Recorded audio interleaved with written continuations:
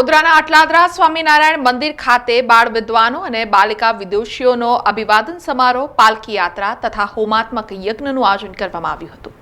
વડોદરાના અટલાદરા સ્વામિનારાયણ મંદિરમાં બીએપીએસ શ્રી સ્વામિનારાયણ મત સંસ્થાની બાળ પ્રવૃત્તિ દ્વારા 13 વર્ષની ઉંમર સુધીના બાળ બાલિકાઓ માટે પરમ પૂજ્ય મંત સ્વામી મહારાજ દ્વારા રચિત સત્સંગ દીક્ષા ગ્રંથ કે જેમાં 315 સંસ્કૃત શ્લોક છે તેનો 1531 બાળ બાલિકાઓએ કંઠસ્થ કર્યો હતો। સમગ્ર બીએપીએસ સંસ્થાના 15666 બાળ તારલાઓએ આ ગ્રંથ કંઠસ્થ કરતા પરમ પૂજ્ય મંત સ્વામી મહારાજની આજ્ઞા અનુસાર સંસ્થાના તમામ કેન્દ્રો ખાતે આ બાળ વિદ્વાનો અને બાલિકા વિદુષીઓનું શાનદાર અભિવાદન કરવામાં આવે છે। તે પૈકી અટલાદરા સ્વામિનારાયણ મંદિર ખાતે આજે 782 બાળકોનું તથા 749 બાલિકાઓનું અભિવાદન કરવામાં આવ્યું હતું। મંદિર પરિસરમાં બાળ તારલાઓ દ્વારા બલૂન છોડવામાં આવ્યા હતા।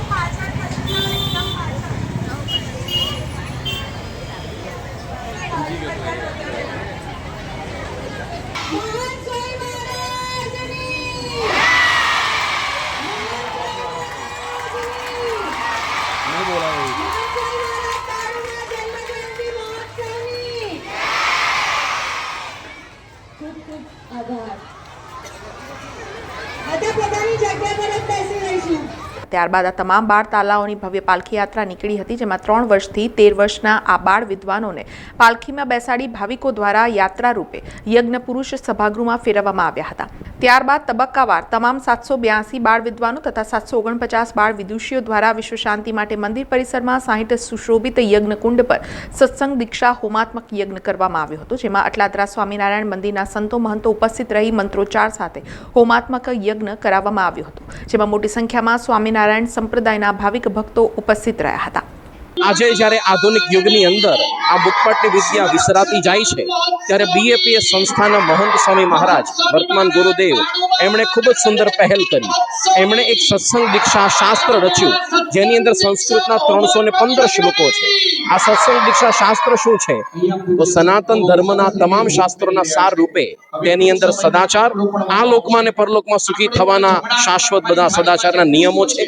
ગત દિવાળીએ સંકલ્પ કર્યો અને તેમની પ્રેરણાથી માતા પિતા કાર્યકરો અને સંતોના પુરુષાર્થથી આ દિવાળીએ લગભગ 15,666 જેટલા સમગ્ર બીએપીએસ ની અંદર તમામ સેન્ટરોની અંદર 315 શ્લોક મુખપાઠ કરેલા બાળકો તૈયાર થયા છે। આપણા જ વડોદરાની અંદર બાળ બાલિકાઓ ભેગા થઈને 1566 જેટલા બાળ બાલિકાઓ પણ એમણે આ ગ્રંથ મુખપાઠ કર્યો છે।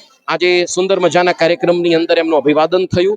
અત્યારે સંસ્કૃત દીક્ષા હોમાત્મક યજ્ઞ ચાલી રહ્યો છે જે સમગ્ર વિશ્વ શાંતિ માટે છે। આ બધા બાળકો છે એમાં ઘણા તો 3 વર્ષથી માંડીને 13 વર્ષ સુધીમાં 3 વર્ષ સુધીના તો ઘણા સ્કૂલમાં ગયા પણ નથી, સંસ્કૃતમાં ગુજરાતી પણ નથી આવડતું, પણ માતા પિતા કાર્યકરોની પ્રેરણાથી આ લોકોએ આ બધો મુખપાઠ કર્યો છે। તો ભવિષ્યમાં મહાન સિદ્ધિઓ પ્રાપ્ત કરશે, કારણ કે સંસ્કૃત ભાષા જેવી છે જે તમારા નર્વ સેલ્સ, બ્રેઇન સેલ્સને એક્ટિવેટ કરે છે, આપણી બુદ્ધિ શક્તિ, મેમરી, થિંકિંગ પાવર એ વધારી આપે છે। તો આવું સુંદર આયોજન આજે અહીંયા કરવામાં આવ્યું છે। આપ સૌ પણ અહીંયા આ દર્શને ખાસ પધારીએ અને આ વિશિષ્ટ કાર્યની અંદર સહભાગી થઈએ એવી આપને સૌને પ્રાર્થના છે। સમાચારોના સતત અપડેટ માટે TNN ન્યૂઝને YouTube પર સબસ્ક્રાઇબ કરી બેલ આઇકોન પ્રેસ કરો અને અમારી સાથે જોડાયેલા રહો Facebook, Instagram અને Twitter ઉપર।